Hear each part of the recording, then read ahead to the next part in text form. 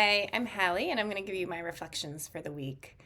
For one of my motivational interviews, I had interviewed my friend Diana, um, and it was a little bit harder than I thought to stay in the spirit of motivational interviewing.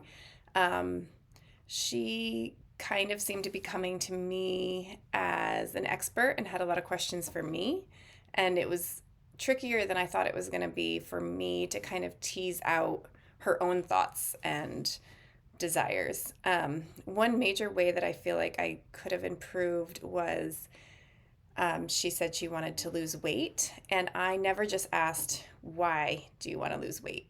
Um, so from the very beginning, it was like we were working from the assumption of course, you want to lose weight. Um, and so I feel like I really missed an opportunity there. Um, I did have some times where I reflected back to her and I did some affirmations of her experiences, which I think was good. One question I need to clarify is I asked about what meal times were like when she was a child, and she started talking about like the specific foods that they ate at different meals, and I had to clarify that I actually meant, did you eat as a family? Did you have enough food? Things like that were the questions that I was actually kind of more interested in. So that was good feedback for me to get to be a little more specific. One thing I would like to cut from my list of questions is so many questions about specific food groups, which I got from the Screen 14, but I feel like it's more helpful for me to ask open ended questions about dietary patterns and eating habits than it is to ask about specific food groups. Um, let's see, moving on to the readings from this week. So I am in Southern Oregon and I don't have a CCHD in my area. The closest one is in Portland, which is 4 hours away from us.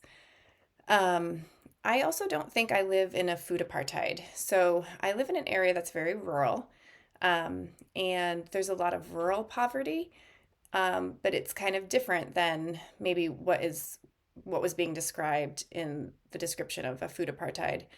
Um, so we have a lot of farms, and there's a lot of food being grown right in this area. Um, and so I think that kind of changes uh, the availability a little bit. However, there are still structural inequalities. So Southern Oregon is very white, and that is not accidental. That Southern Oregon has a very shameful racist history of trying to uh, discourage people of color from moving here. Um, However, there is now a thriving Latinx community in this area. And I think some of those are migrant workers that have come here to work on all the farms.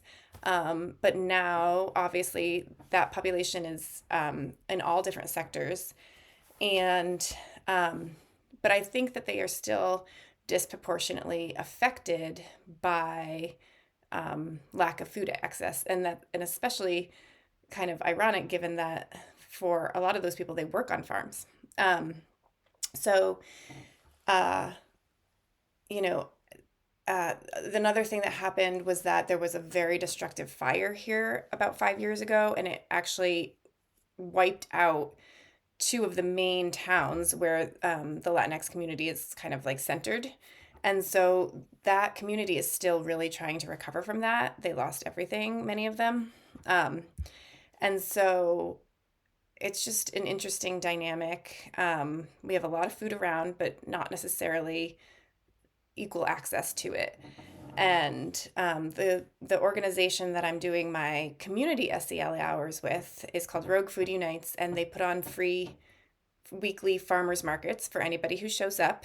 And the patrons that come to those farmers markets are disproportionately Latinx, which I think tells you that for some reason that population is not having equal access to healthy food, um, and really values it and would like healthy food because they show up every week to get the free produce given out there. So um, I actually am planning to do a needs assessment for that organization later in the summer, and I think it'll be interesting to see what the barriers are. Um, I think there's unequal housing. There's probably exploitative uh, labor practices. There's probably a lot of things that are contributing to that. Um, so that's kind of what's going on in our area. Um, and then I feel like the ways that socioeconomic factors and other non medical factors affect health are huge. Um, I think that less income means less access to healthy foods, to time off of work, to go to healthcare appointments, to transportation, uh, less access to transportation to get to healthcare appointments, um, less access to housing.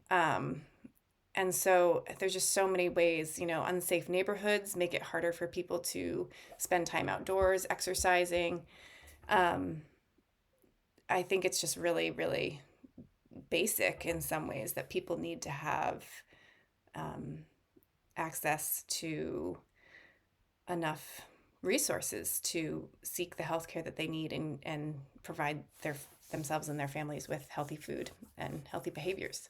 So, those are my thoughts, and thanks for watching. Okay, bye.